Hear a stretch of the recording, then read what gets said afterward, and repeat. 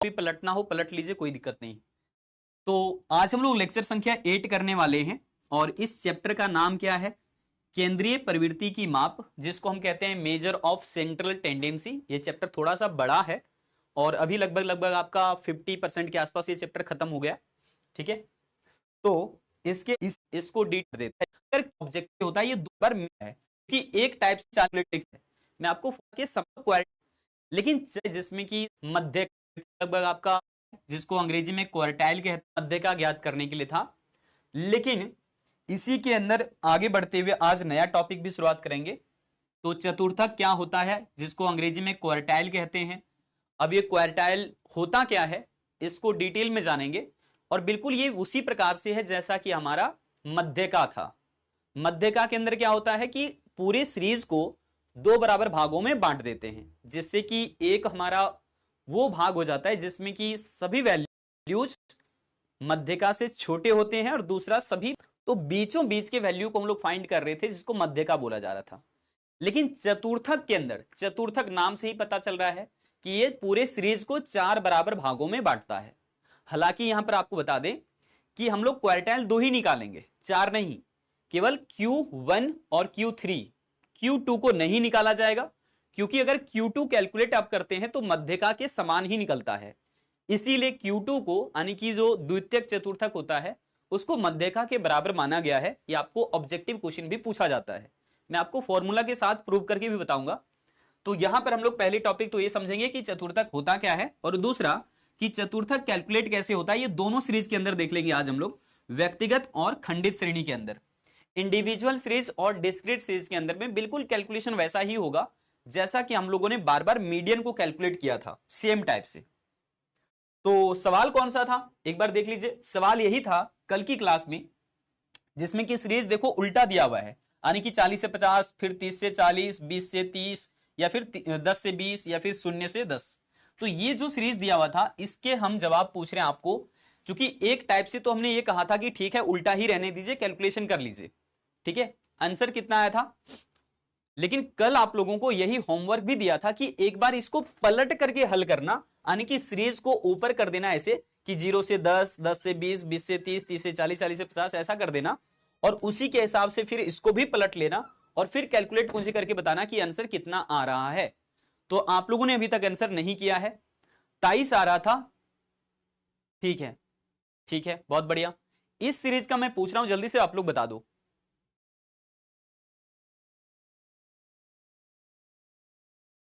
जल्दी से बता दो। फर्स्ट नंबर वाले क्वेश्चन का 23 आया है, बहुत सारे बच्चे कह रहे हैं 23 आया है।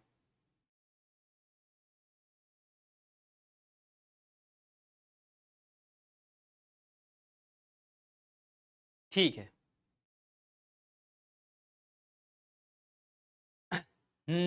स्तुति ने जवाब दिया बिल्कुल सही, 24.5 आया था। इसका अगर पलटोगे तो 24.5 आ रहा है इसका जवाब, अगर पलट करके इसको बनाओगे तब। तो बिल्कुल सही बताया आपने, 24.5 आएगा, मैंने कैलकुलेट भी करके देखा है, और इसीलिए मैं आपसे पूछ रहा हूं यहां पे।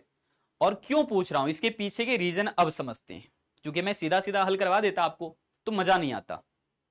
तो यहां पर पहली बात यह है कि कल हम लोगों ने जैसा क्वेश्चन था, जैसे कि यहां पर उल्टा सीरीज है, उल्टा में ही हम लोगों ने हल कर लिया, और सीधा इसको करके अगर ये पूरी सीरीज को पलट दें तब हम लोगों ने हल किया, जो कि आप लोग बता रहे हो कि आंसर 24.5 आया।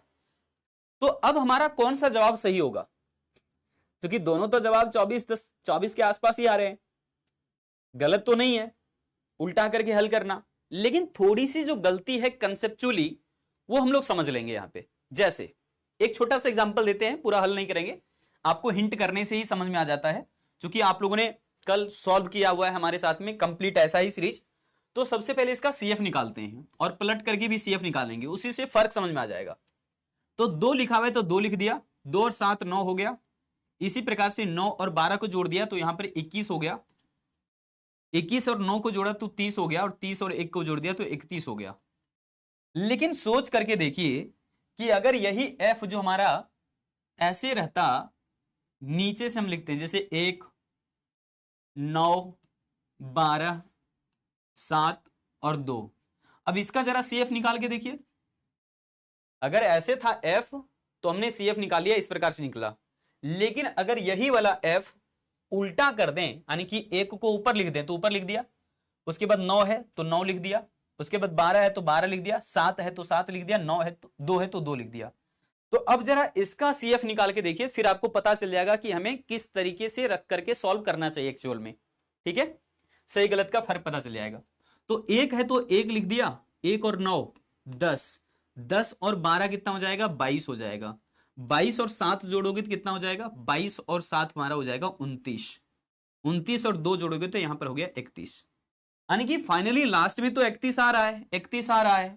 लेकिन फर्क इस बात का हुआ है कि हमारा यहां पर ये जो नंबर्स थे उसमें से चेंजेस दिख रहा है एक अलग ही तरह का।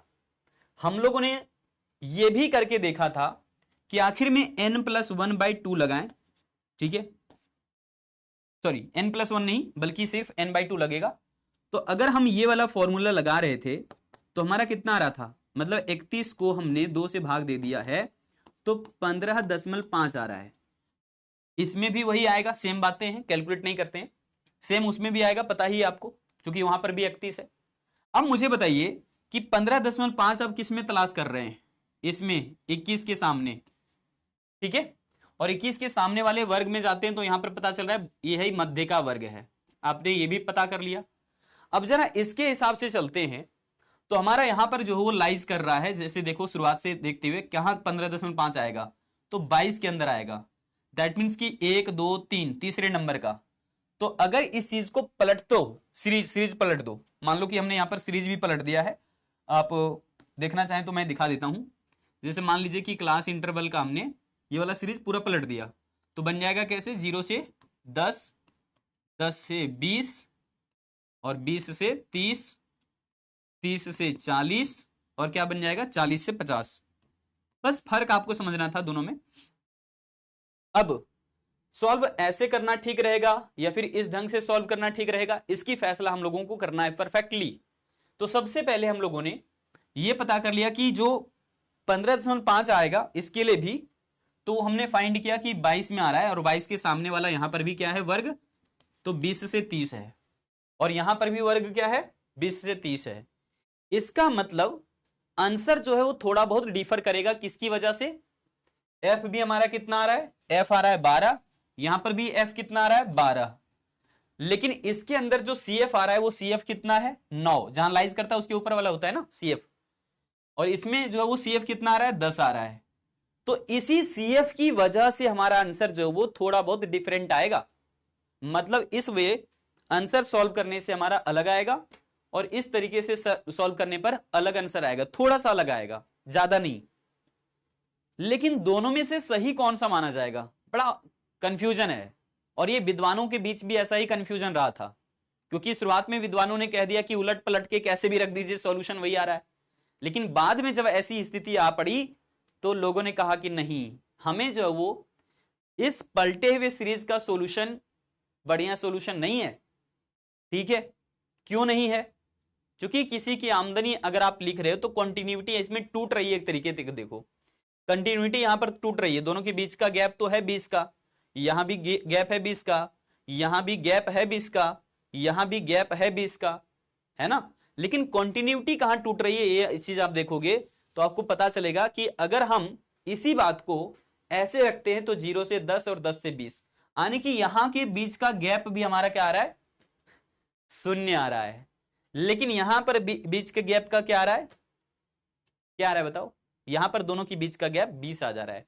तो ऐसे छलांग यहां पर लग गया है डायरेक्टली। हाँ उल्टा चलोगे तब तो यहां पर दिख जाएगा आपको कि हाँ कोई अंतर नहीं है, उल्टा यहां पर चलना पड़ेगा फिर, यानी कि यहां पर lower limit lower limit lower limit मिल रही है, lower limit upper limit lower limit upper limit, और यहां पर देखोगे ये हो रहा है लोअर लिमिट है ना अपर लिमिट, यहां पर फिर डिफरेंस 20 का आ जा रहा है, मतलब कि गड़बड़ हो जा रहा है।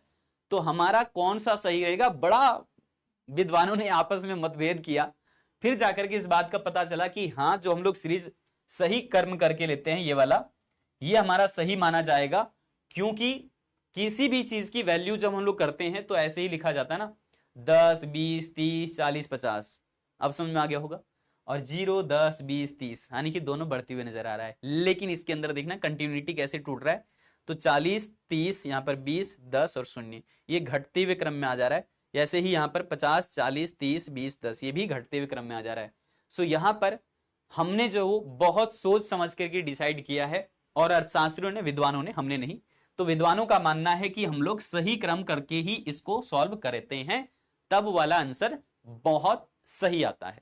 ठीक है, तो फाइनली इस कंक्लूजन पर आते हैं हम लोग कि हमें कोई भी सीरीज अगर उल्टा दे दिया है तो उसको सही करके ही क्या करने हैं, कंप्लीट सॉल्यूशन करने हैं।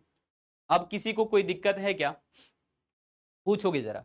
ये विद्वानों का मत है, विद्वानों ने माना है और पूरी दुनिया ने जाना है, तो अब आपको और हमें भी मानना पड़ेगा कि हाँ, सही करके ही, यानी कि सीरीज को व्यवस्थित करके ही हमें आंसर करने हैं। क्लियर है ना, क्लियर है ना। तो इसको जो है वो आप लोगों ने सॉल्व कर लिया, बहुत अच्छी बात है। तो ध्यान रखना सिर्फ इतना है कि अगर उल्टा हुआ सीरीज है तो आप इसको सीधा सीरीज बना लीजिए और उसके बाद सॉल्यूशन करिएगा, ठीक है, वो वाला सही माना जाएगा। बहुत बढ़िया, ओके। तो विद्वानों के मत के हिसाब से चल रहे हैं हम लोग, इसका मतलब। अब यहां पर एक सवाल ऐसा आता है कि आंकड़ों से जो है मध्य का ज्ञात करिए, लेकिन ध्यान देने वाली बात यहां पर यह है, ध्यान देने वाली बात यह है कि मध्य बिंदु दे दिया है। पेचीदा वाली बात यहां पर है कि यहां पर मध्य बिंदु दे दिया है। दैट मीन्स कि जो हम लोग एम निकालते थे ना, माध्य निकालते समय कॉन्टिन्यूअस सीरीज के अंदर में, तो वो एम निकालने के लिए फॉर्मूला क्या लगता था, आप लोगों को याद होगा। मध्य बिंदु का फॉर्मूला होता है L1 प्लस में क्या, L2/2, यही है ना। तो असल में वो यहां पर दे दिया है 115 125 135 145 155 165 175 185 195। लेकिन इसी चीज को कैसे ठीक किया जाएगा, क्लास इंटरवल में कैसे बदलेगा ये, तो इसको बदलने का टेक्निक मैं अभी आपको बताने वाला हूं। पॉइंट नंबर 1 ध्यान से सुनोगे, हर क्वेश्चन में काम देगा, मेन कंसेप्ट है। तो पहले सुन लीजिए आप लोग, फिर काम करना जो करना होगा आपस में। तो हमने सबसे पहले लिखना है m, लेकिन कि हमें पहले क्या चाहिए, मैं ये भी टेबल के अंदर डिस्कस कर देता हूं।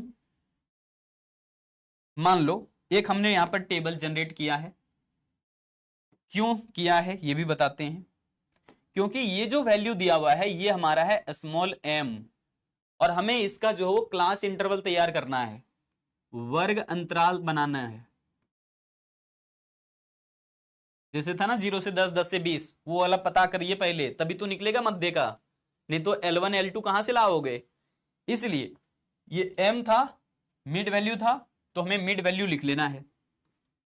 L1 फाइंड करने के लिए ऐसा कर रहे हैं, तो यहां पर लिखेंगे हम लोग L1 इक्वल टू, ऐसे लिख सकते हैं आप, L1 equal to m, minus में लगाएंगे हम लोग फॉर्मूला I/2। अब ये I/2 हमने क्यों लगाया, तो यहां पर समझने की जरूरत आपको है क्या, कि सभी के बीच का डिफरेंस देखोगे तो सबके बीच में अंतर कितने का आ रहा है, 10-10 का गैप है सबके बीच में। यहां पर 10 का अंतर है 115 125 के बीच में, 125 और 135 के बीच में भी 10 का अंतर है। इसी को बोला जाता है आई, इसको क्या बोलेंगे, इंटरवल, अंतराल बोलते हैं, उसको लिखा हुआ आई। और ये बाय में जो 2 का प्रयोग किया हुआ है, ये क्यों, क्योंकि मध्य बिंदु निकालते समय फॉर्मूला क्या लगता है, L1 प्लस L2/2, तो वही वाला 2 है यहां पर। समझ पाए होगे, आई होप सभी को क्लियर हो गया। अब किसी को कोई दिक्कत नहीं है, जल्दी से एक बार बता दो मुझे कि हमें अगर मध्य बिंदु दिया रहेगा तो मध्य बिंदु से भी हम वर्गांतर तैयार कर सकते हैं, 0 से 10 10 से 20 वाला तैयार कर सकते हैं, वही है वर्गांतर। तो ये वर्गांतर कैसे बनाया जाएगा, तो L1 निकालने के लिए हमने यहां पर फॉर्मूला लगाना है m माइनस I/2, और अगर हमें L2 निकालना पड़े तो L2 निकालने के लिए हमने लगाना है फॉर्मूला प्लस में, वही वाला फॉर्मूला रहेगा सेम, बस यहां पर जो माइनस है उसको प्लस कर दीजिए, तो आपका निकल जाएगा ये सेकंड वाला। यहां तक समझ आ गया। मैं एक कैलकुलेट करके भी आपको दिखाता हूं। अब मुझे निकालना है, मान लो इस वाले m के लिए हमें यहां पर L1 L2 दोनों चाहिए, तो कैसे निकालेंगे, 115 हमारा क्या है, m है, और I कितना हो जाएगा, तो इनके बीच का अंतर, इनके बीच का अंतर, इनके बीच का अंतर 10 10 का अंतर है, तो वही 10 का अंतर है, तो I लिखते हैं उसको, I, और 2 से भाग देना है, तो इसका मतलब हो गया 115, और यहां पर भाग करोगे 10 में से 2 तो कितना आ जाएगा 5, तो बताइए फाइनली हमारा 115 में से 5 घट जाएगा तो कितना आ जाएगा, 110 आएगा।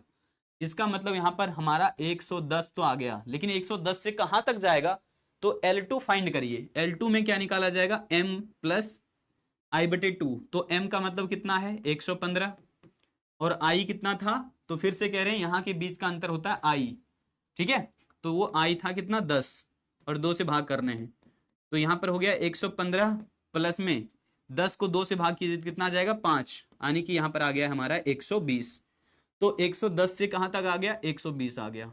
समझ पाए हो या नहीं। अब क्या इस प्रकार से आप लोग बना लोगे। स्तुति ने जवाब दे दिया है, बहुत ही बढ़िया, बहुत ही बढ़िया, सैल्यूट।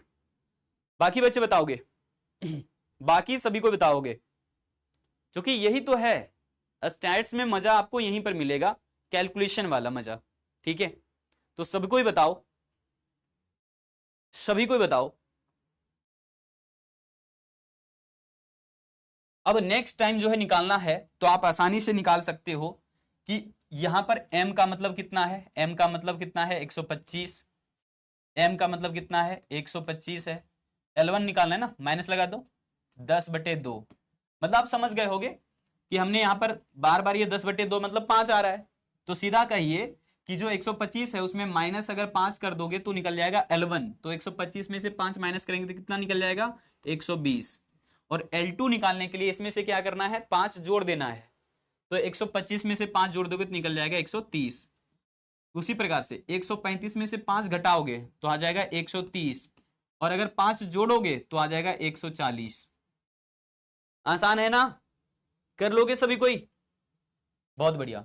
ऐसे ही 145 में से 5 घटा दो तो निकल जाएगा इसका L1, तो निकल गया 140, और इसमें से अगर 5 जोड़ दो तो निकल जाएगा 150। 155 में से 5 घटा दो तो आ जाएगा 150, और 5 जोड़ दो तो निकल जाएगा 160। अगर इसमें 165 है तो 5 घटा दो तो आ जाएगा 160, और 5 अगर जोड़ दोगे तो आ जाएगा 170। ऐसे ही 175 में से 5 घटा दो तो आ जाएगा 170, और 5 जोड़ दो तो आ जाएगा 180। इसमें से देखो 185 में से 5 घटा दो तो आ जाएगा 180, और इसमें से अगर 5 जोड़ दोगे तो आ जाएगा 190। अगर यहां पर 195 है तो उसमें 5 घटा दो तो आ जाएगा 190, और अगर 5 जोड़ देते हो तो आ जाता है 200। क्या अच्छा वाला था ना। सीधा वर्ग अंतराल लिख सकते हैं क्या सर, हाँ लिख सकते हो, लेकिन ये फॉर्मूला आपको करना पड़ेगा, कहीं नोट कर लेना। एक एग्जाम्पल के तौर पर L1 बना देना, एक एग्जाम्पल के तौर पर L2 बना देना, सब अलग अलग कैलकुलेट करने की जरूरत नहीं पड़ेगा, सिर्फ एक एग्जाम्पल में बता देना कि एग्जाम्पल के लिए ये वाला है, ठीक है। बस बाकी समझ गया, समझने वाले ने समझ लिया। तो मात्र एक कैलकुलेट करके आपको बताना होगा, एक L1 कैलकुलेट करके बता देना किसी का भी, और दूसरा L2। कोशिश करने की शुरुआत वाला ही बता दें, जैसे शुरुआत वाला लेकर के हमने किया था, बस ऐसे ही करके आपको काम कर लेना है।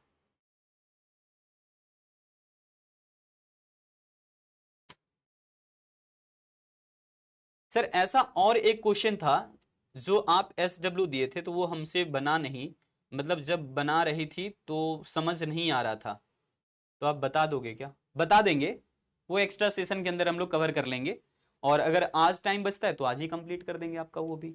और आप कोशिश करो एक बार पुराने क्लासेस में जो मैंने बताए हैं उसी को जाकर के देखो, समझ में आ जाएगा। इजी था वो क्वेश्चन।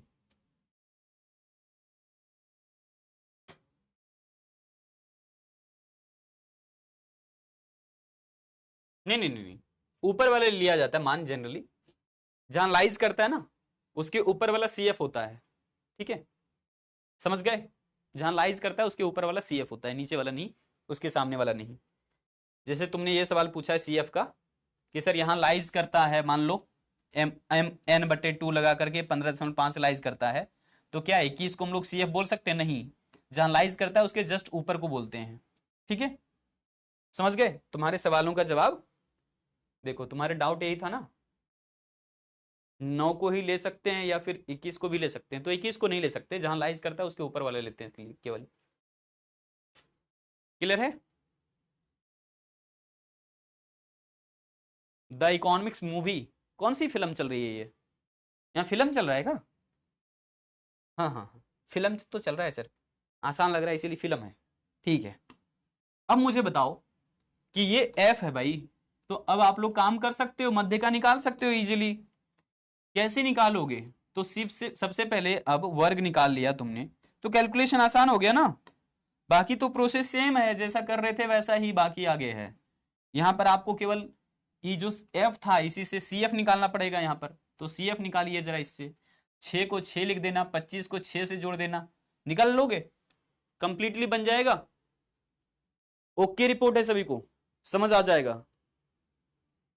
मैंने क्या कहा है सभी को समझ में आ गया है ना, कि आपने सबसे पहले तो वर्ग ही बनाना था, मध्य बिंदु से क्या बनाना था, वर्ग बनाना था बस।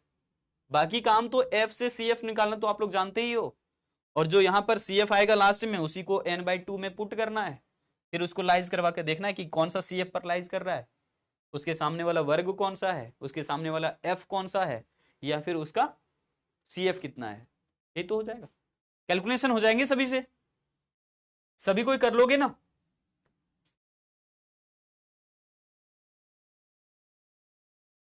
चलिए, सबसे हो जाएगा, डाउट में किसी का नहीं है। तो यहां पे हम लोग बढ़ जाते हैं आगे फिलहाल के लिए, लेकिन यहां मैंने एम नोट किया था, ये मिट गया है।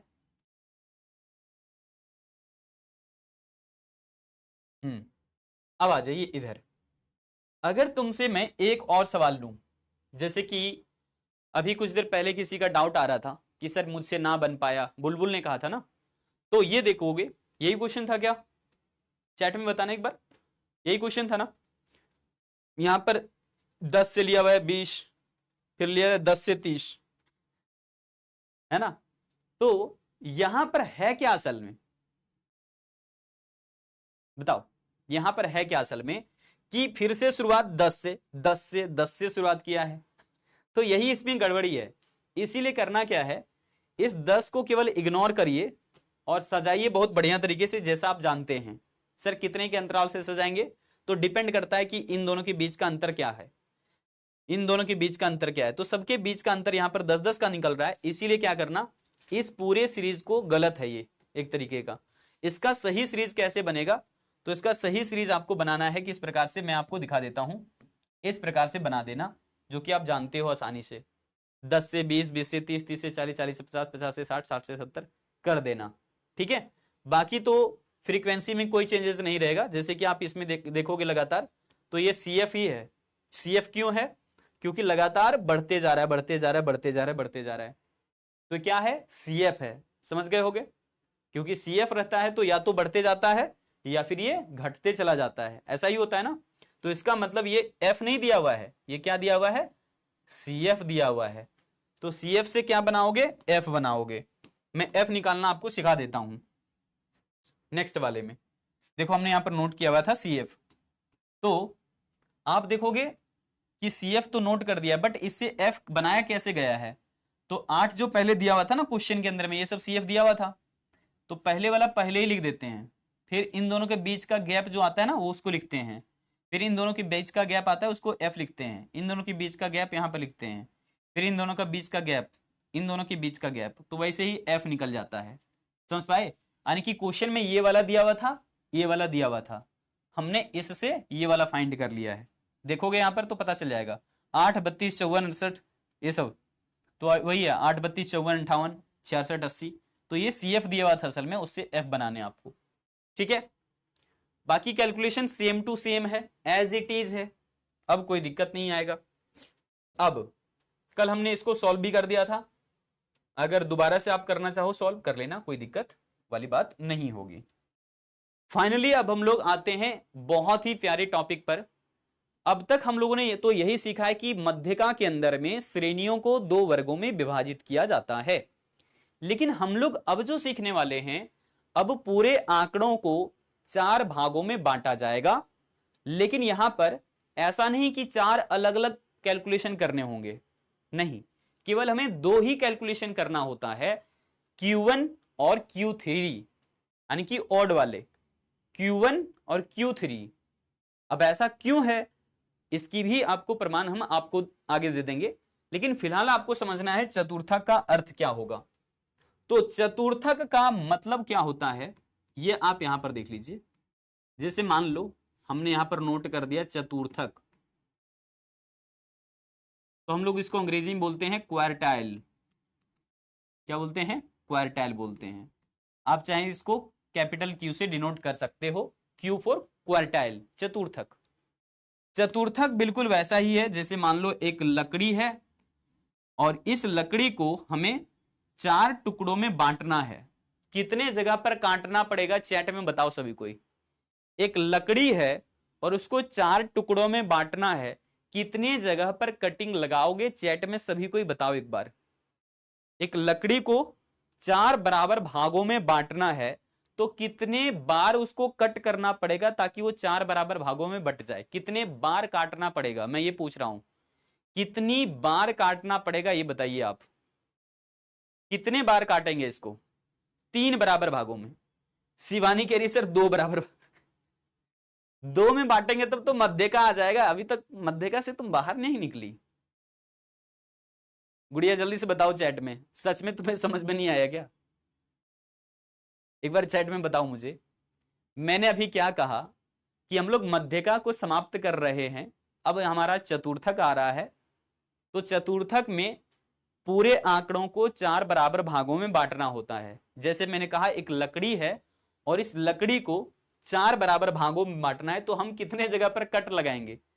काटने की बात हो रही, कितने जगह पर कट लगाएंगे ताकि बराबर भागों में लकड़ी बट जाए। तो तुमने जो वो यहां पर एक कट लगा दिया, तो पहला भाग लो बन करके तैयार। तो उसके बाद सेम मेजरमेंट के साथ दूसरा जो है कट लगा दिया, तो यहां से लेकर के यहां तक का दूसरा भाग। यहां से आगे तुमने यहां कट लगा दिया, तो ये रहा तीसरा भाग, और आगे फिर एक कट रह गया, ये चौथा भाग। तो काटना कितनी जगह पर पड़ा? 1 2 3, 3 ही जगह पर कट लगाना पड़ा। और ये टूट करके हो गया Q1 Q2 Q3 और Q4। इतनी सी बात तो क्लियर हो गई होगी अभी। Q1 Q2 Q3 Q4। तो कट कितने जगह पर लगाना पड़ा है? पहला कट, दूसरा, तीसरा, 3 ही जगह पर कट लगाए ना। और हमारे ये 4 हिस्सों में बट गया, पहला हिस्सा, दूसरा हिस्सा, तीसरा और चौथा। तो 3 जगह काटने पर ये 4 टुकड़ों में बराबर बट जाता है। बहुत ही बढ़िया।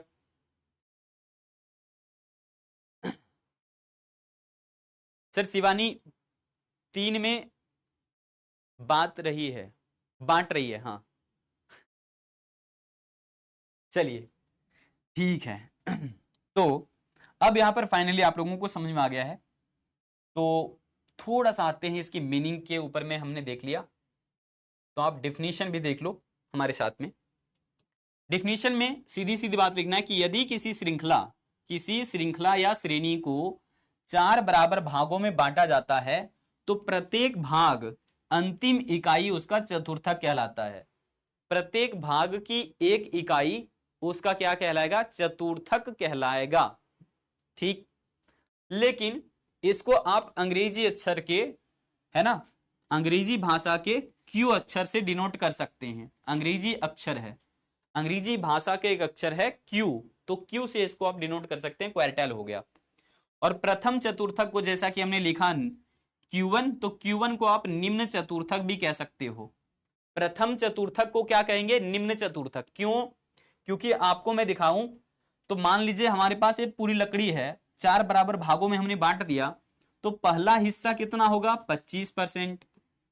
अगर हम दूसरे हिस्से तक जाएंगे तो कितना फिर से आएगा? 25%। मतलब 25 और 25 50% ये हिस्सा हो गया पूरा। अब इधर भी 25% होगा, ये भी 25% हिस्सा अलग है, ये भी 25% हिस्सा अलग है। समझ पा रहे होगे? तो अगर हम पहले टुकड़े की केवल बात करेंगे तो ये 25% है। इससे आगे वाला टुकड़ा की बात कर रहे हैं, मान लो यहां से यहां तक का, तो ये भी 25% है। उसके बाद हमने आगे फिर टुकड़े की बात किया तो यहां से लेकर के इधर भी 25% है। और उसके बाद हमने फिर यहां पर आगे बात किया तो ये भी 25% है। तो आपको समझ में आ गया है कि यहां पर एक अकेला टुकड़ा 25% का है। अच्छा, मैंने यहां पर 250% लिख दिया। तो ये एक अकेला टुकड़ा कितना परसेंट का है? 25% का है। ये आपने समझ लिया है। तो अब बताइए, अगर हम सीधा सीधा 2 टुकड़ों की बात करें तो इसका मतलब 50%। इधर जो वो 2 टुकड़े की बात करें 50% इधर भी है। तो आपने समझ लिया कि बीचों बीच में अगर हम कट लगाते हैं तो ये 50% इधर हो जाता, 50% इधर हो जाता, मतलब मध्य का कहलाता है। इसी वजह से जो Q2 वाला पार्ट होता है उसको हम लोग बोलते हैं यहां पर कि Q2 जो है वो असल में क्या है, मीडियन कहलाता है। क्या कहलाता है? मीडियन कहलाता है। फिलहाल तो यहां पर आपने समझ लिया कि एक अकेला टुकड़ा 25% होता है, दूसरे टुकड़े तक जाते हैं तो 50% हो जाता है, दैट मीन्स कि Q2।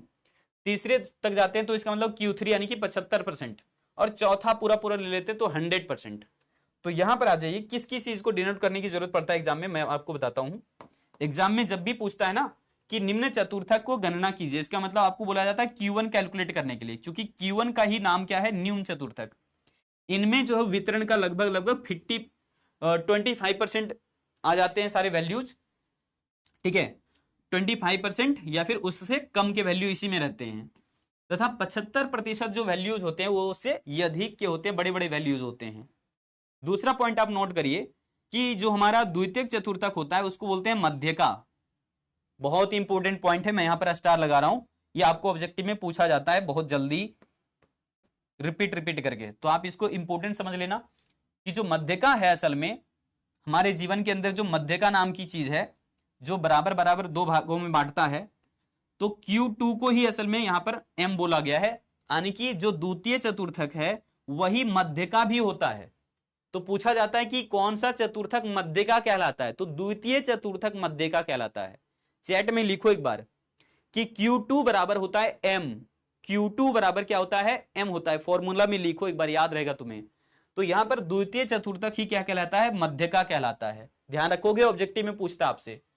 और इसमें जो है वो चूंकि Q2 की बात कर दी है, मतलब Q1 का पार्ट भी है 25%, Q2 का पार्ट 25%, दोनों मिल गया तो 50% आ गया। तो कह सकते हैं कि इसमें 50% मद है ना, या फिर वैल्यूज उससे कम के होते हैं, और 50% वैल्यूज उससे ज्यादा के भी होते हैं, मतलब बीचों बीच में यही वाला पॉइंट होता है Q2, और इसीलिए Q2 को क्या बोला गया है, मध्यका बोला गया है। लेकिन लास्ट में एक पॉइंट देख लीजिए, कह रहे कि तृतीयक चतुर्थक को हम लोग उच्च चतुर्थक बोलेंगे, यानी कि इससे जो है बड़ा कैलकुलेशन आपको नहीं करना है, मात्र हमें Q1 और Q3 निकालना पड़ेगा, अभी दिखाएंगे आपको हम यहां पर। इसलिए Q जो 3 है उसी को बोल दिया गया उच्च चतुर्थक, यानी कि यहां पर है आपका Q3 सबसे बड़ा वाला वैल्यू, इसमें की वितरण के जो है 75% जो है मद आते हैं इससे नीचे वाले, और 25% वैल्यू क्या आते हैं इससे ऊपर वाले, चूंकि Q4 का वो वैल्यू रहता है सारा, तो इसलिए यहां पर पूरा पूरा हमने लिख दिया Q1 Q2 Q3, बस Q4 के बारे में नहीं लिखना आपको, ये तीनों ही तीनों आपको केवल डिस्क्राइब करने होते हैं। अब एक एक करके मेरी बात समझो, यहां पर फॉर्मूला थ्योरी नहीं पढ़ना आपको, आप सीधा कैलकुलेशन पर आ जाइए। कैलकुलेशन के अंदर में हम क्या करते हैं, सबसे पहले क्वेश्चन को ध्यान से देखो, क्वेश्चन को देखोगे क्वेश्चन पता कर, बहुत अच्छे से पता चल रहा है क्या कह रहा है कि यहां पर Q1 निकालिए और Q3 निकालिए, हमें केवल Q1 और Q3 दो ही वैल्यूज फाइंड करने हैं, ठीक है, यानी कि इनमें से ये जो वैल्यूज हैं इन पूरे वैल्यूज का हमें क्या निकालना है, पहला हिस्सा, दैट मीन्स कि Q1 मतलब 25%, और Q3 निकालना है, दैट मीन्स कि हमें 75% निकालने हैं। तो यहां से यहां तक का सारा जो वैल्यूज है इनमें सबसे पहले पहचान कीजिए क्या कोई भी नंबर रिपीट हुआ है या नहीं। तो हमने यहां पर गौर से देखा तो हमें पता क्या चल रहा है कि कोई भी नंबर रिपीट आपस में नहीं हुआ है, किसी भी नंबर का रिपीटेशन नहीं हुआ है। तो ये कौन सी सीरीज है, चैट में बताओ सभी को एक बार फिर से, चैट में करके बताओ कि ये कौन सी सीरीज है, चैट में करके सभी को बताओ ये कौन सी श्रेणी है, कौन सा सीरीज है, कौन सी श्रृंखला है, चैट में लिखो सभी को एक बार, जल्दी से करिए।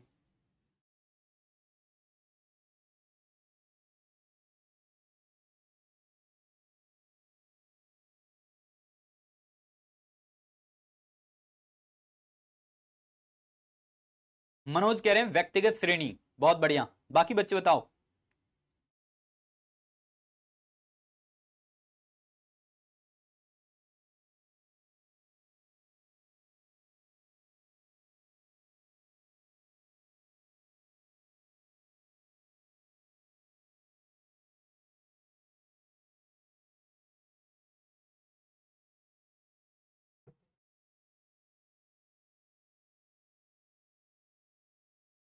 बहुत ही बढ़िया, बहुत ही बढ़िया। तो आप लोगों ने बहुत अच्छे तरीके से जिक्र किया ठीक है।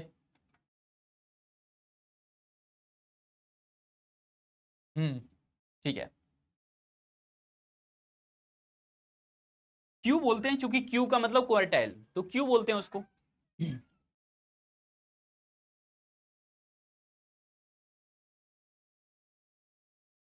क्यू का मतलब क्वार्टाइल है ना, क्यू फोर क्वार्टाइल, क्वार्टाइल मतलब चतुर्थक, इसलिए क्यू से लिखते हैं उसको। जैसे मीडियन को एम से लिखते हैं, एम फोर मीडियन, है ना, बिल्कुल वैसे ही।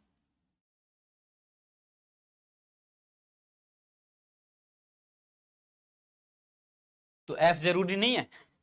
कैसे सवाल पूछ रहे हो भाई?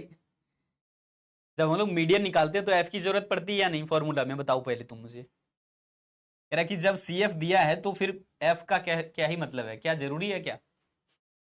तुम ही मुझे बताओ, जरूरी है? मैं तुमसे सवाल पूछूंगा, क्योंकि मैं तो पूरा पढ़ा दिया आपको, फॉर्मूला दिखा दिया आपको, फॉर्मूले में एफ रहता है मीडियन निकालते समय। तो अगर मीडियन निकालने थे समय फॉर्मूला में एफ की जरूरत है, तो तुम्हें एफ नहीं निकालना पड़ेगा? अच्छा, तुम इस भाव में थे सर एफ से तो सी एफ निकालते हैं, फिर तो आपकी क्या ही मतलब है, तो तुमने फॉर्मूला देखा ही नहीं। हाँ, अब तुम्हारा दिमाग पहुंच गया होगा वहां तक। खुशी, उड़िए जल्दी से चैट में बता दो मुझे। खुशी, खुशी मिली या नहीं, चैट में बता देना। तो एफ तो रहता ही है ना फॉर्मूले के अंदर में, तो इसलिए एफ भी कैलकुलेट करना होता है हमें। विशाल पटेल को अनब्लॉक करवा दीजिए। पहले पढ़ाई कर लो। पहले कर लो पढ़ाई मेरे भाई।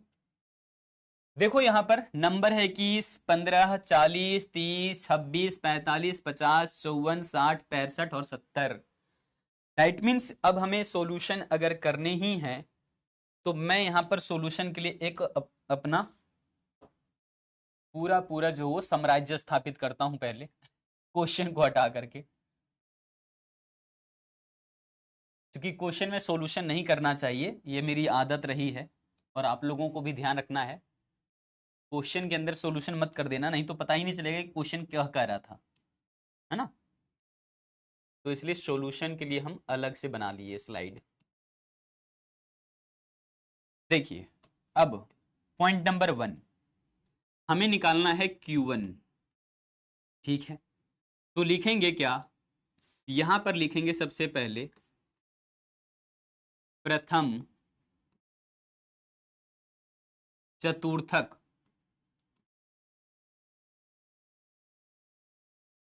का आकार। प्रथम चतुर्थक का आकार क्या होगा? आप यहां पर फॉर्मूला लगाओगे n+1/4। ध्यान दो, चतुर्थक है ना, तो इसलिए 4 बराबर भागों में बांटता है, समझ गए? तो यहां पर आपको ये फॉर्मूला लगाना पड़ेगा। ठीक है, इतनवां पद का आकार, मतलब मध्यका में जो फॉर्मूला लगता था ना वही फॉर्मूला है, लेकिन वहां पर हम लोग 2 बराबर भागों में बांटते थे तो 2 रहता था यहां पर। लेकिन अब चतुर्थक पढ़ रहे हैं तो चतुर्थक में क्या है, 4 से भाग देंगे। तो निकालिए जरा इसको, एन क्या निकलेगा, तो काउंट करना पड़ेगा, 1, 2, 3, 4, 5, 6, 7, 8, 9, 10, 11। तो यहां पर लिखिए 11+1/4। गलती से 2 मत लिख देना।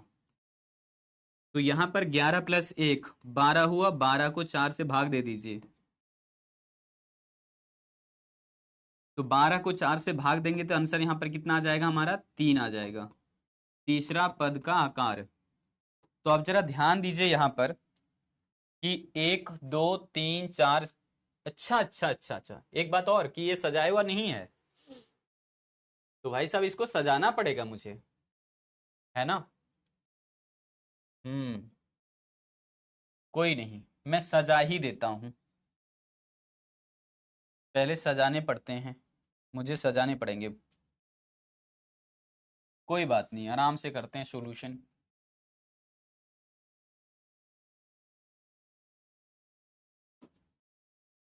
देखिए जरा, पहले तो इसको अरेंज करना पड़ेगा मुझे, तभी तो बना सकते हैं। तो यहां पर लिखेंगे अरेंज, यानी कि एरी ऑफ इसको मान लेते हैं एक्स, तो लिख दिया एरी ऑफ एक्स। तो इसमें से सबसे छोटा वैल्यू कौन था पहले, 15 है, 15 हो गया। 15 के बाद कौन सा है, 21 है। 21 के बाद कौन सा है, 26 है। 26 के बाद है 30। 30 के बाद है 40। 40 के बाद है 45। 40 के बाद क्या है, 45। 45 के बाद क्या है, 50। और 50 के बाद क्या है, 54। 54 के बाद है 60। 60 के बाद है फिर यहाँ पर 65। और उसके बाद है 70। अब हम लोग फॉर्मूला लगाने के लिए तैयार हैं, तो लिखेंगे यहाँ पर, साथ साथ में काम करिए आप लोग, पेन पेपर चलाइए। प्रथम चतुर्थक का आकार इक्वल टू फॉर्मूला लग जाएगा n+1/4, यानी कि इतनवा पद का आकार। यहां तक कैलकुलेट हो गया आपका, ये फॉर्मूला लगा लिया आप सभी ने। ये फॉर्मूला लगाने के बाद आप यहां पर लिखोगे काउंट करके, तो 1 2 3 4 5 6 7 8 9 10 11। तो यहां पर आप 11 लिखिए +1 बटे में कितना आ जाएगा, 4, इतनवा पद का आकार। तो लिखिए 12/4। स्टेप मत छोड़ना, स्टैटिस्टिक्स है, जंप मत कर जाना। लिख देना तीसरा पद का आकार। तो यहां पर लिखना पड़ेगा आपको तीसरा पद का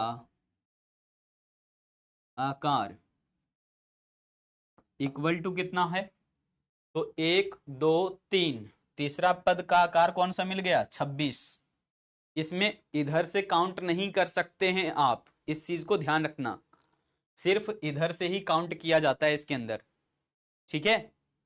और चतुर्थक निकालने के लिए बढ़ते या घटते क्रम से काम नहीं चलेगा, सिर्फ बढ़ते हुए क्रम में ही सजाना पड़ता है केवल, ये भी ध्यान रखना। तो यहां पर मैंने बढ़ते हुए क्रम में केवल सजाए थे, और शुरुआत में जो वैल्यू मिल गया उसी को हमने देख लिया कि तीसरे नंबर पर हमारा 26 आ रहा है। तो इसलिए यहां पर इंडिकेट करके आप रख सकते हो, गोल करके रख सकते हो, कोई दिक्कत नहीं होगा। तो तीसरे पद का आकार कितना निकल गया, 26। इसीलिए यही 26 क्या हो जाएगा, हमारा प्रथम क्वार्टाइल हो जाएगा, यानी कि प्रथम चतुर्थक हो जाएगा।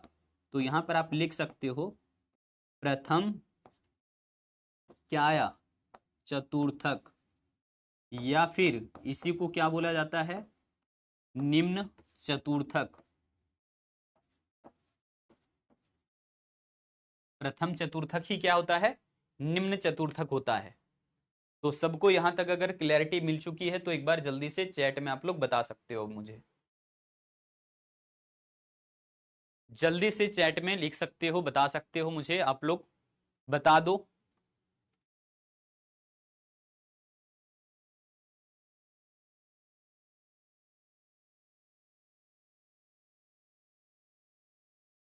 जल्दी से बताइए यहां तक क्लैरिटी हो चुकी है या नहीं, ठीक है।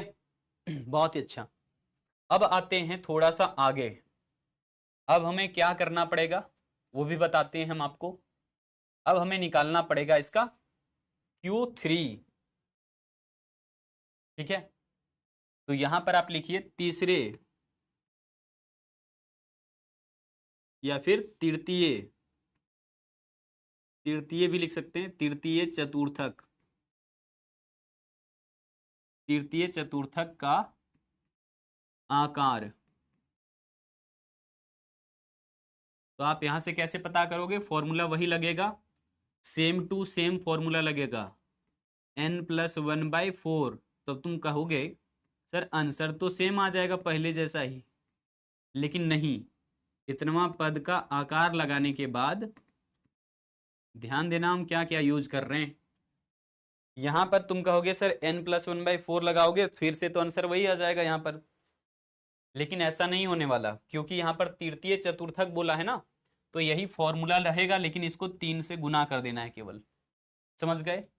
तो इसका मतलब यहाँ पर 3 से गुना कर दिया, n+1, n तो हमारा 11 आ रहा था काउंट करके, एक जोड़ा और 4 से भागा किया, 4 से भाग कर दिया।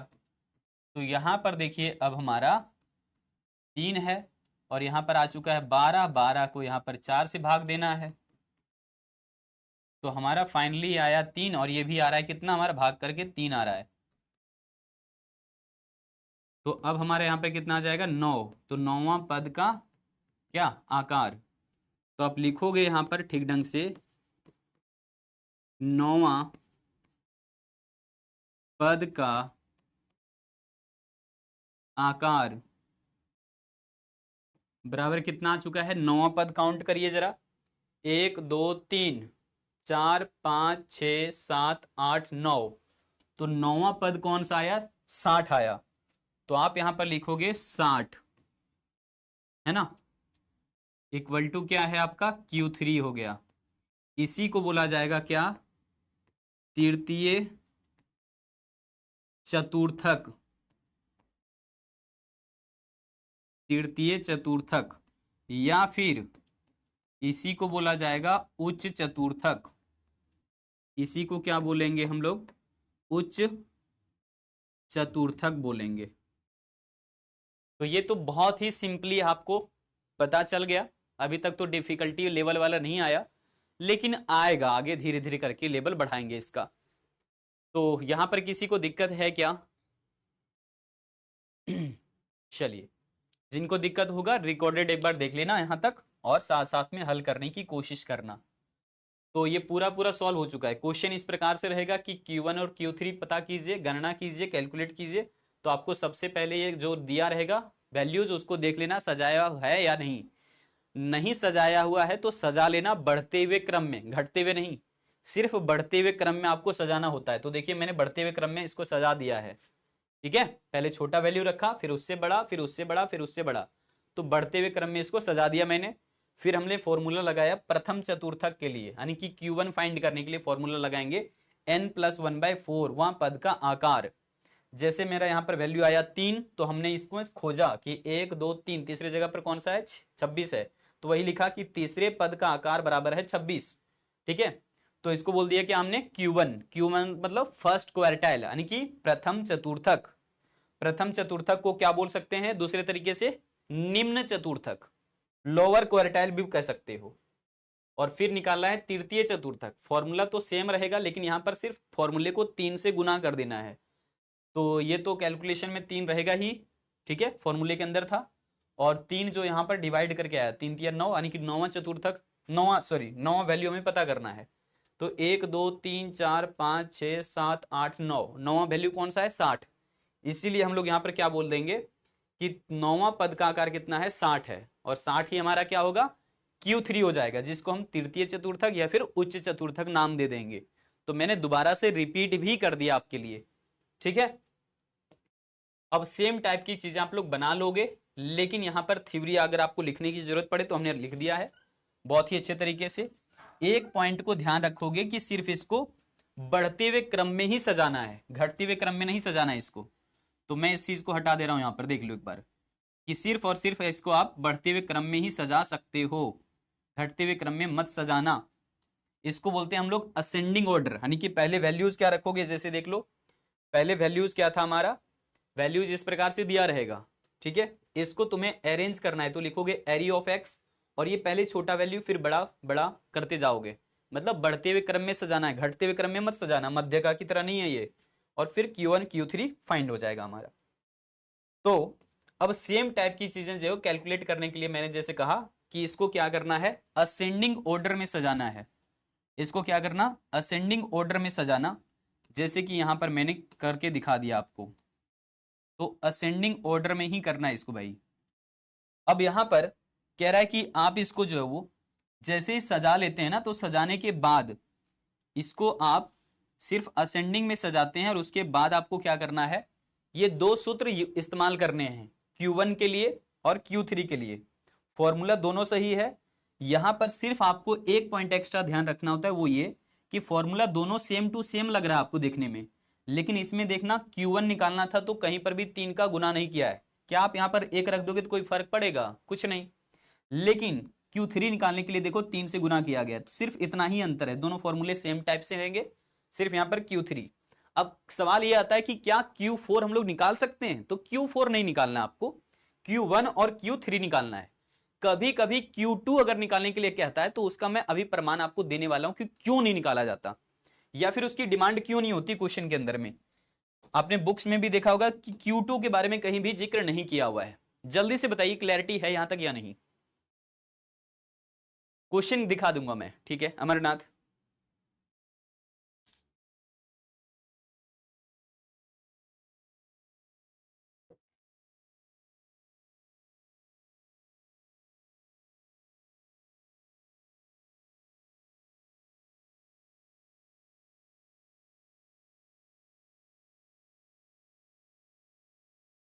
बहुत ही बढ़िया, ठीक है, शानदार, क्लियर तो हो गया है। तो यहां पर मैं जो बात को रिपीट रिपीट करके बता रहा हूं उस चीज को ध्यान में रखिए कि इसको सिर्फ और सिर्फ असेंडिंग ऑर्डर ही कर सकते हैं, डिसेंडिंग में नहीं करना है, नहीं तो आंसर गलत आ सकता है। ठीक, तो ये बातें ध्यान रखिएगा आप लोग।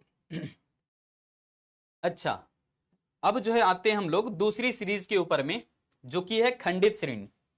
अब ये डिस्क्रीट सीरीज वाला जो जान है बिल्कुल वैसा ही है। अच्छा, किन्हीं के डाउट हैं क्या?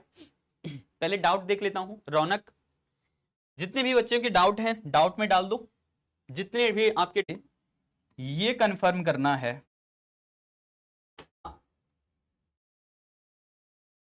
कि निकालने के लिए टिंग ओ पूछ करके अपना समय खराब, समय क्यों खराब करते हो? जिस चीज के ऊपर मैं खुद ही डिसाइड कर देता हूं आपको पहले ही कि ये चीजें आपको आगे डिस्कस करेंगे हम, तब भी तुम डाउट पूछ करके अपना समय खराब करता हो। ऐसे ऐसे डाउट पूछो ना जिसमें मजा आए। जब मैंने खुद ही एक्सप्लेन कर दिया तब भी डाउट पूछ रहे हो तुम इस चीज से। कोई नहीं, देखो अभी यहां पे हमने इसको हटा दिया। सिर्फ श्रेणियों को कैसे बनाना है? तो सिर्फ श्रेणी को बनाना है असेंडिंग ऑर्डर में, समझ गए? और उसके बाद फॉर्मूला लगा दीजिए Q1 और Q3 निकालने के लिए, बिल्कुल सेम बनेगा डिस्क्रीट सीरीज के अंदर। जैसे आप लोग बार बार मीडियन कैलकुलेट कर रहे थे ना डिस्क्रीट सीरीज में, बिल्कुल वैसे ही यहां पर भी Q1 और Q3 निकालने के लिए CF की जरूरत पड़ने वाली है। फॉर्मूला में सिर्फ 3 आ जाएगा Q3 के लिए, और Q1 के लिए बस सिंपल फॉर्मूला रहेगा n+1/2 की जगह पर n+1/4 आ गया है केवल, बाकी सेम है सब। तो तुम्हें प्रमाण पहले दे देता हूं किसके बारे में? Q2 के बारे में। देखिए हम लोग लिख रहे हैं यहां पर द्वितीय चतुर्थक, द्वितीय चतुर्थक, जो कि तुम्हारे एग्जाम में कभी आएगा ही, तो किसी भी प्रकार से आए तुम बता सकते हो। इसको बोलते हैं Q2, और यही होता है किसके बराबर? ये ऑब्जेक्टिव में आता है तो ये मध्यका के बराबर होता है। दैट मीन्स कि यहां पर आप m लिख दो, ठीक है ना? ये वाला बात ध्यान रखना, नहीं तो एक MCQ चला जाएगा तुम्हारा, ठीक है? तो ये वाला पूरा पूरा पॉइंट आप ध्यान रखिएगा कि हमने क्या मेंशन किया है कि द्वितीय चतुर्थक जो वो मध्यका के बराबर होता है। जैसे दिखाता हूं, तो अगर तुम्हें मान लो Q2 के बारे में बताया जाए तो लिखोगे Q2 इक्वल टू क्या बनेगा फॉर्मूला? बताइए आप ही। n+1 क्या 2 लिखते हो तो उसके जगह पर क्या आता है? 4 आता है। अब मुझे बताओ कि Q2 निकाल रहे तो 2 से गुना करोगे, ठीक है? इतनावा पद का क्या आकार। अब मुझे दूसरे साइड से ये कंफर्म करना है कि मध्यका के लिए फॉर्मूला क्या लिखते हो आप लोग। तो मैं यहां पर लिखूंगा कैपिटल M बराबर क्या होता है फॉर्मूला में बताओ? n+1/2 होता है ना, इतनमा पद का आकार। अब दोनों फॉर्मूले में कोई बहुत बड़ा डिफरेंस है क्या? बताओ आप ही, खुद ही आप बताओ, आप लोग खुद ही बता दो, आप लोग खुद ही बता दो मुझे, क्या दोनों फॉर्मूले अलग अलग हैं या सेम हैं? जल्दी से करो, मैं आपको पर्याप्त समय दे रहा हूं, जितना समय लेना है ले लो, अभी सोच समझ के जवाब देना, जल्दी से सोच समझ लो फिर जवाब देना, हड़बड़ी कुछ भी नहीं है, धीरे धीरे चलेंगे मजे में। बता दो, दोनों फॉर्मूले सेम है या डिफरेंट है, ये तुम्हें बताना है। दोनों फॉर्मूले सेम हैं या डिफरेंट हैं, ये तुम्हें बताना है चैट के अंदर। बड़ा सोच समझ के जवाब देना, नहीं तो तुम्हारी क्लास लगने वाली आज पक्की, डाउट सेशन आज ही हो जाएगा तुम्हारा। सर थोड़ा अलग है प्रेम भाई साहब, बहुत प्रेम प्रवोक। तुम इधर आ जाओ, पहले इधर आ जाओ, इधर आ जाओ, इधर। तुम्हें आज मैं मैथ्स सिखाता हूं पहले।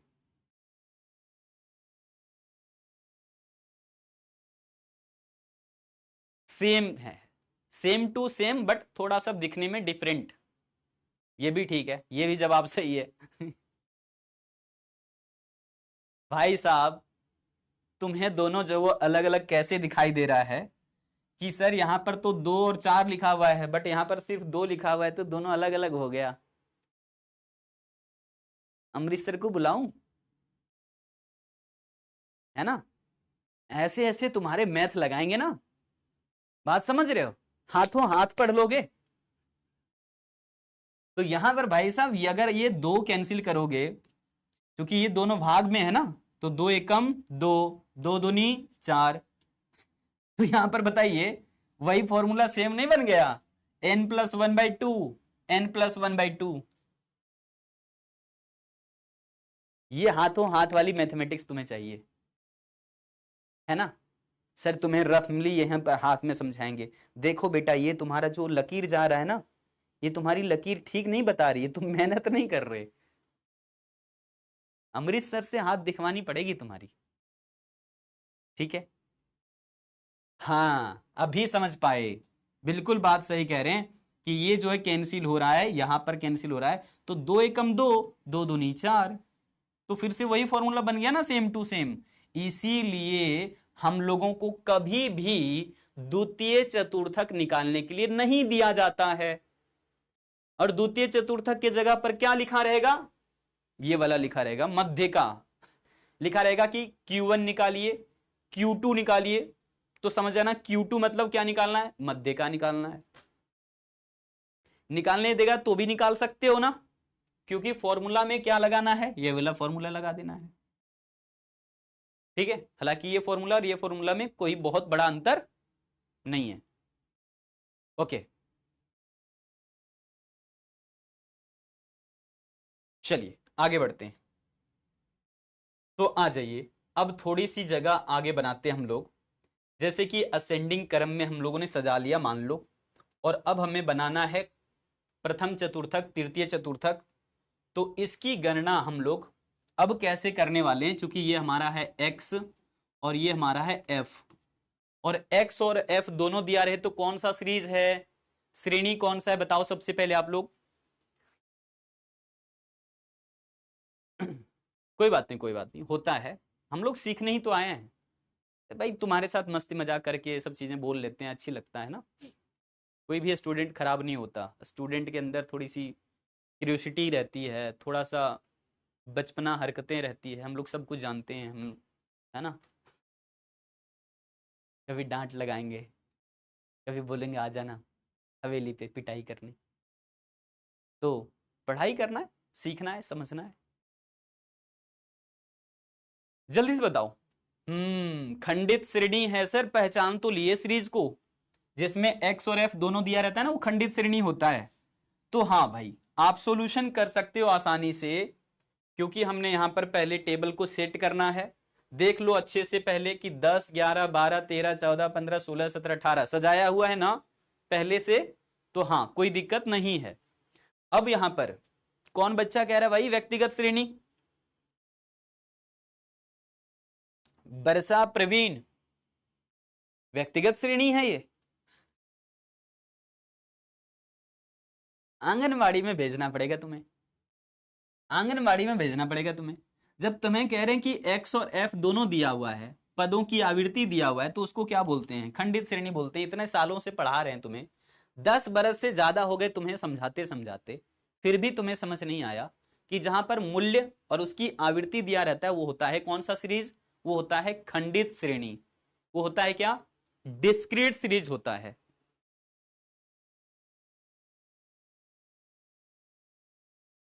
चलो आगे आ जाओ।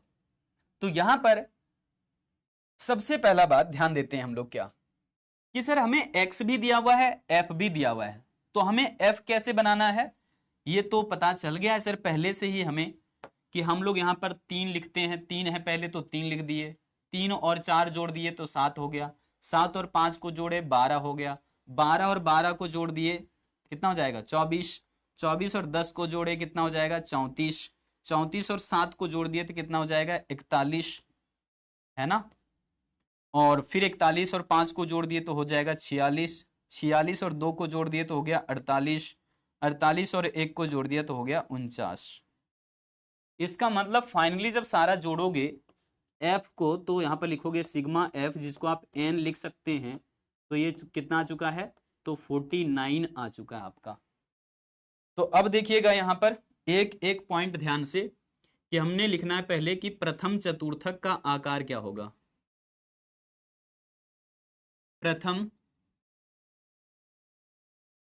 क्या निकालना है भाई, चतुर्थक, प्रथम चतुर्थक का आकार। तो यहां पर क्या ही निकलेगा, फॉर्मूला लगाओ ना, n+1/4 इतनवा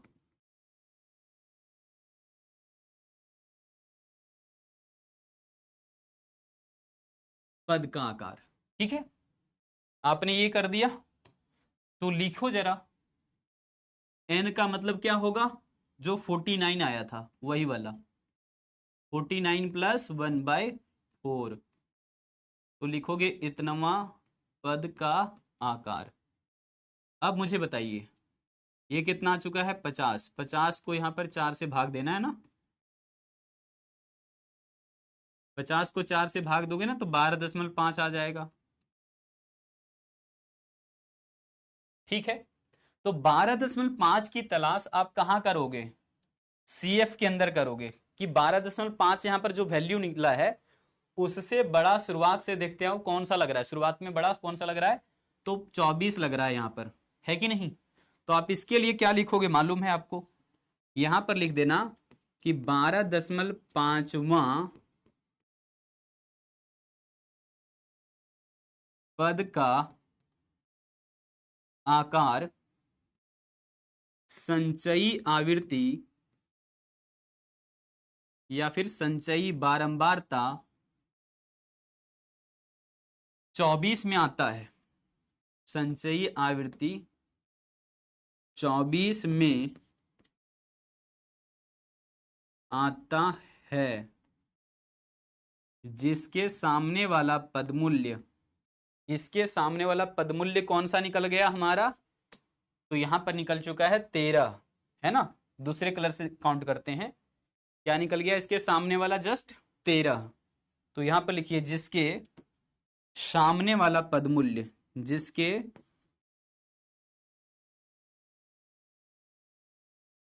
सामने वाला पदमूल्य बिल्कुल मध्यका की तरह ही है ना, तो जिसके सामने वाला पदमूल्य 13 है और इसकी आवृत्ति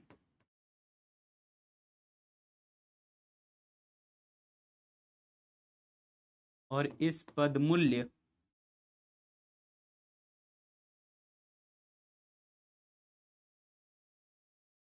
की आवृत्ति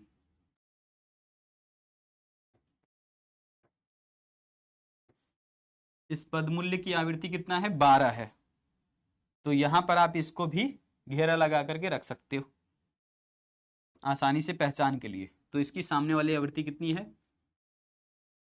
12 है। यतः आप यहां पर लिखो नीचे, यतः प्रथम चतुर्थक बराबर कितना निकल जाएगा, प्रथम चतुर्थक या फिर निम्न चतुर्थक जो भी लिखना चाहो, वैल्यू कितना है 13।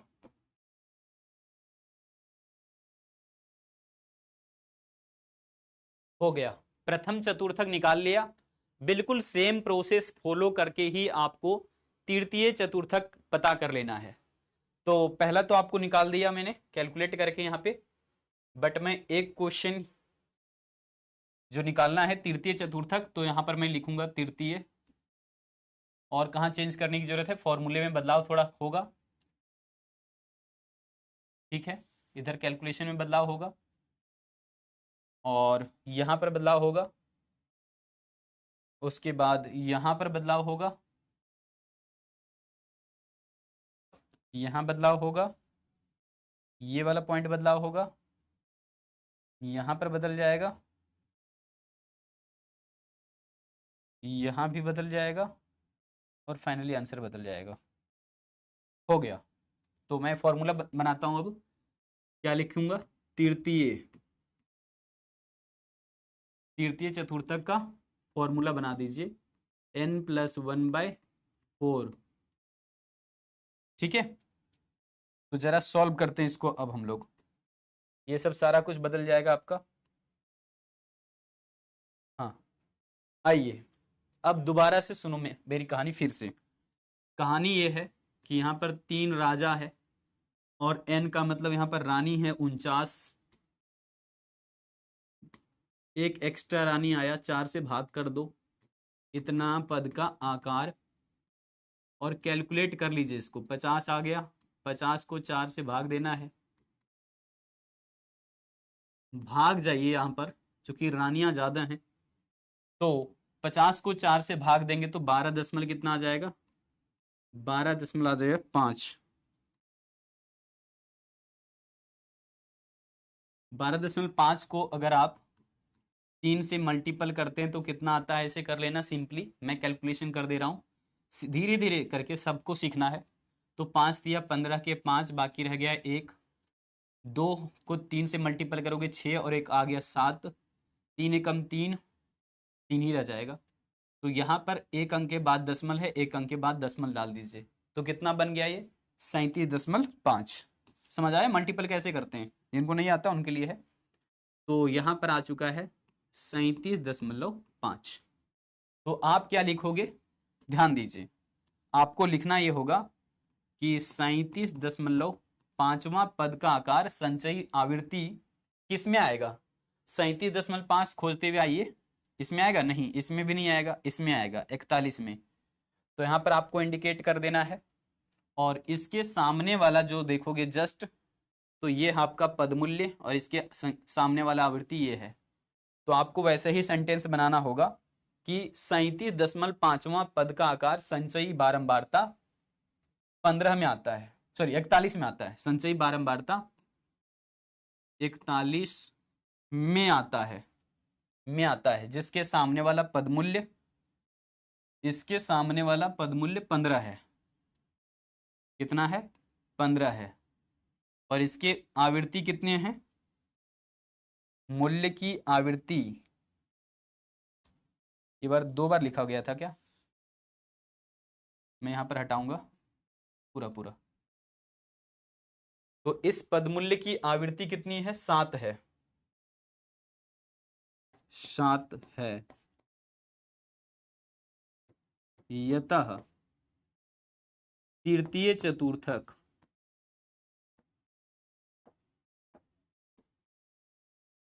यानी कि Q1, सॉरी Q3, तृतीय चतुर्थक Q3 होगा ना, Q3 हमारा कितना आ गया, 15 आ गया।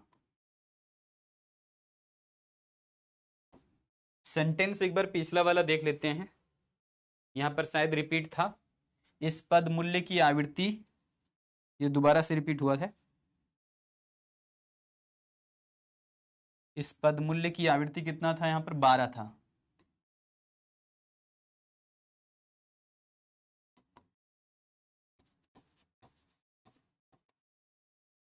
अब सही है, सेंटेंस हमने सुधार कर दिया दोनों। तो एक एक करके दोबारा से देख लो, क्वेश्चन ऐसा ही रहेगा, अब यहां पर अगर Q2 निकालने दे दे तब भी आप निकाल सकते हो, लेकिन Q1 और Q3 जनरली निकालने के लिए बोला जाता है। Q2 आपको एग्जाम में ना के बराबर क्वेश्चन रहते हैं, अगर Q2 रहता भी है तो सेम तरीके से कैलकुलेट किया जाता है, बस जहां पर 3 लग रहा है फॉर्मूले के अंदर वहां 2 लगाना है, बाकी प्रोसेस सेम टू सेम है, ठीक है।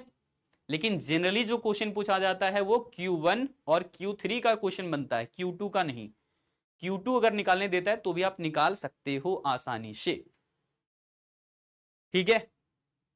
मुझे निकालने की जरूरत है क्या, बता दो तो मैं कर दूंगा, और तुम्हें प्रयास करने तो तुम भी कर सकते हो, क्योंकि यहां पर नयापन कुछ भी नहीं है। तो हमें क्वेश्चन इस प्रकार से दिया रहेगा, देखना सजाया हुआ है पहले या नहीं। अगर ये सब नंबर सजाए हुए नहीं रहते एक्स वाला वैल्यू, तो एक्स और एफ दोनों को सजाना पड़ेगा, सजाया हुआ नहीं रहेगा तो सजाना पड़ेगा बढ़ते हुए क्रम में। और फिर देखिए ये सजाया हुआ है तो वैसे ही सजाया हुआ आवृत्ति भी दिया हुआ था, ठीक है, हमने कर लिया आसानी से। ये प्रथम चतुर्थक के लिए फॉर्मूला n+1/4, जो यहाँ पर नंबर आएगा उसको देखना है कि वो पद वो वाला कहां पर आ रहा है, तो 12.5वां पद का आकार संचय आवृत्ति 24 में आ रहा था, क्योंकि यहाँ पर 24 के अंदर आ सकता है 12.5, और इसके सामने वाला पद मूल्य क्या था 13, जिसकी आवृत्ति कितनी थी 12। वही बात यहाँ पर लिखा हुआ है कि जिसके सामने वाला पद मूल्य 13 है और इस पद मूल्य के सामने वाले आवृत्ति 12 है, यह था प्रथम चतुर्थक कौन सा हो जाएगा 13 हो जाएगा, जिसकी आवृत्ति 12 है, 13 का पद मूल्य 12 है, 13 पद मूल्य का आवृत्ति 12 है।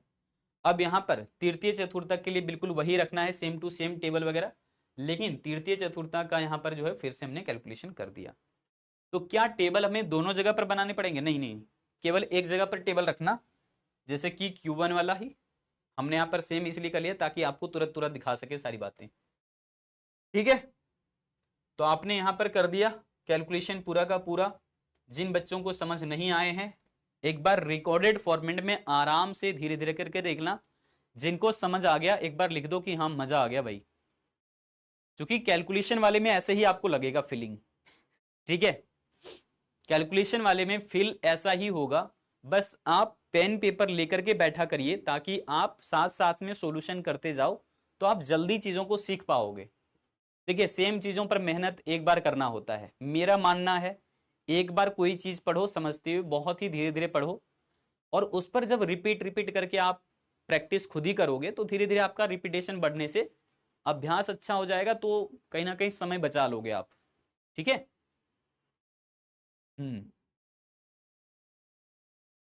एक बार सभी को लिख दो, अगर मजा आया तो लिख दो सर मजा आ गया, क्योंकि कैलकुलेशन में यही है, आसान आसान टॉपिक्स हैं भाई, भागना नहीं है डर से, ठीक है। चीजों को सीखिए, डट करके सीखिए, नहीं समझ में आता वहां पर पूछिए, अच्छा लगेगा हमें भी।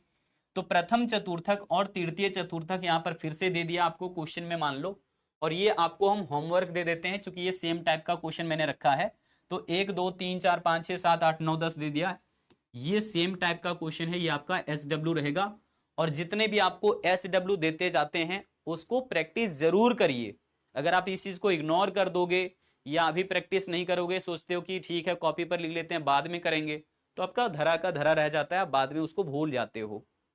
तो रिपीटेशंस मांगता है, स्टैटिस्टिक्स का काम ही है कि आप सेम मेथड से 2-4 क्वेश्चंस हल करोगे, फिर आपको लॉन्ग टाइम तक आपके दिमाग पर टिका हुआ रह जाएगा। जैसे मैं अपने बारे में आपको बताते रहता हूं कि मैंने 11th के अंदर में स्टैटिस्टिक्स उतने अच्छे से नहीं पढ़े थे, नहीं पढ़ा था, सच में कह रहा हूं, लेकिन जैसे मुझे, चूंकि मेरा क्लास 9th से ही डिसाइडेड था कि मुझे इकोनॉमिक्स ऑनर्स करने हैं, इकोनॉमिक्स में मास्टर करने हैं, इकोनॉमिक्स में ही आगे PhD वगैरह करने हैं, तो मैं एकदम उस चीज़ के ऊपर लगा हुआ था। चूंकि 11th में मेरी तबीयत खराब थी और 11th में मेरे एग्जाम भी नहीं होते थे, ठीक है, वैसे पास कर दिया था सबको, तो कोई ज़्यादा सीरियस लिया नहीं शुरुआत में। लेकिन फिर जब 12th का एग्जाम दिया और मुझे चूंकि फिर से याद आया यार ये ग्रेजुएशन तो इकोनॉमिक्स से करना है ना, और कुछ हमारे दोस्तों ने बताया कि भाई अभी से स्टैटिस्टिक्स नहीं पढ़ोगे तो शायद आगे महंगा पड़ेगा, मैंने कहा ठीक है पढ़ लेते हैं।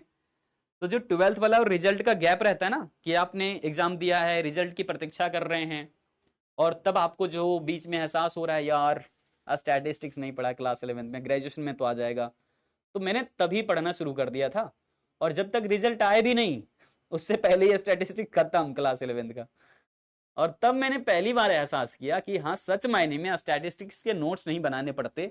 अगर आपने इसके मेथड सीख लिए हैं तो यकीन मानिए आप बहुत ही अच्छा कर सकते हो, उसमें पूरे के पूरे अंक ला सकते हो। हाँ, कुछ चीजें जैसे कि थ्योरी में आपको लिखना होता है तो आपने कंसेप्चुअली सीख लिया तो आप अपने लैंग्वेज में लिख सकते हो, कोई दिक्कत वाली बात नहीं है। जैसे चतुर्थक क्या है अगर पूछता है कोई, तो आप बता सकते हो कि पूरी समंक श्रृंखला को जो 4 बराबर भागों में बांटता है, ऐसे केंद्रीय प्रवृत्ति के मान को हम लोग जो है चतुर्थक बोलते हैं। कितना आसान सा परिभाषा है। मैंने कभी ना रट्टा मारे, ना कभी मैंने ठीक ढंग से पढ़ा, लेकिन मुझे फिर भी याद है। क्यों? क्योंकि ये कंसेप्ट जो कहना चाहता है वो मुझे याद है, इसलिए मुझे जो डेफिनेशन किसी भी प्रकार से बनाने में अच्छा आसान लगता है। तो मैंने कभी रट्टा नहीं मारे, मैंने कभी इस तरीके से नहीं पढ़ा कि हाँ लाइन बाय लाइन लिख लिख करके याद कर रहा हूँ, ऐसा मेरा कभी मन नहीं रहा। क्योंकि कंसेप्चुअली अगर सीख रहे हो तो डिफिनेशन खुद दे सकते हो आप, ठीक है। ये कॉन्फिडेंस आपके अंदर आ जाएगा ऑटोमेटिक। तो ज्यादा से ज्यादा प्रैक्टिस करिए, वही आपको परफेक्ट बना सकता है। तो इसमें जो है वो आप लोग कुछ एमसीक्यूज हल कर सकते हैं हमारे साथ में, प्रैक्टिस कर लीजिए, अच्छा रहेगा। यहां पर क्वेश्चन कह रहा है क्या? क्वेश्चन कह रहा है कि मध्य का एक श्रृंखला को कितने जो है भागों में विभाजित करता है। मध्य का आपने पढ़ा था, ठीक है, 2-3 लेक्चर उसके ऊपर भी चले थे। आज भी मैंने आपको शुरुआत में एक डाउट जो आपका रहता था उसको कर दिया कंप्लीट पहले आकर के। तो मध्य का जो है श्रृंखला को कितने भागों में बांटता है? 2 भाग में, 3 भाग में, 4 भाग में, या फिर सब सही हो जाएगा? क्या होगा सही सही जवाब आपको बताने हैं चैट सेक्शन के अंदर। मजा आ रहा था सर क्वेश्चन लगा करके, अनामिका कह रही है। ठीक है गुड़िया, ऐसे ही लगे ही रहो। अगर तुम्हें लगता है कि डाउट पूछना चाहिए, ठीक है, ज्यादा ज्यादा क्वेश्चन प्रैक्टिस करना चाहिए, तो आप डीपीपी के अंदर से दिए गए क्वेश्चंस को सॉल्व करिए। और डीपीपी में अगर कहीं सॉल्यूशंस आपको लगता है कि सर टाइपिंग एरर या कुछ ऐसा आ गया, तो आप मुझे बता दीजिए, ताकि मैं उसमें जो करेक्टली बना पाऊँ और अपडेट करके आपको दे पाऊँ अच्छे तरीके से। हमारी पूरी कोशिश होती है कि कंटेंट में कोई गड़बड़ी ना हो, क्योंकि एक बच्चे का डाउट आएगा पक्का है बहुत सारे बच्चों का दिक्कत होना शुरू हो जाएगा। कोई भी थोड़ा सा एक गलती नहीं होना चाहिए, हम लोग बहुत सतर्कता के साथ ध्यान रखते हैं। कोशिश करते हैं कि हैं की जगह हैं रहे, है का जगह है रहे, है ना। देखो टाइपिंग में मेरे बहुत कम मिस्टेक रहते हैं, ना के बराबर, क्योंकि 100% जांच करके सारी चीजें लेकर के आते हैं ताकि आप लोगों को दिक्कत ना हो। तो माध्य का एक जो है श्रृंखला को कितने भागों में विभाजित करता है? तो ये सीधी सीधी बात है कि 2 बराबर भागों में बांटता है। मध्य का क्या करता है? 2 बराबर भागों में बांटता है। फॉर्मूला नंबर 1, फॉर्मूला से बताएंगे आपको, बहुत सारे कम बच्चे बता पाए। देखो देखो देखो 100% क्यों नहीं हो रहा है? क्योंकि मैं अपना 100% अगर दे रहा हूं तो आपकी तरफ से 100% मुझे रिजल्ट मिलने चाहिए, ये मैं एक्सपेक्ट अब कर सकता हूं। इसका मतलब कि आप रेगुलर क्लास देख ही नहीं रहे हो। कितना बेसिक से सवाल पूछा हुआ है मध्य का। अगर इसके बातों पर भी जाओगे तब भी पता चलता है मध्य का मतलब बीच का वैल्यू, और बीच का वैल्यू किसी चीज का जानने के लिए क्या करते हैं बताओ? 2 बराबर भागों में बांटना, सीधी सी बात। तो यहां पर दिमाग लगाओ आप कि हमने जो है वो 2-3 सीरीज बताया, 3 सीरीज के अंदर सॉल्यूशन करवाया। सबसे पहली सीरीज जो है वो आपको मैं बताता हूं यहां पर डिटेल करके। सबसे पहले सीरीज क्या है? व्यक्तिगत श्रेणी है। और व्यक्तिगत श्रेणी के अंदर में कैसे जो है फॉर्मूले लगे मध्यका के लिए? तो यहां पर लगा formula small m equal to n+1/2 इतनवा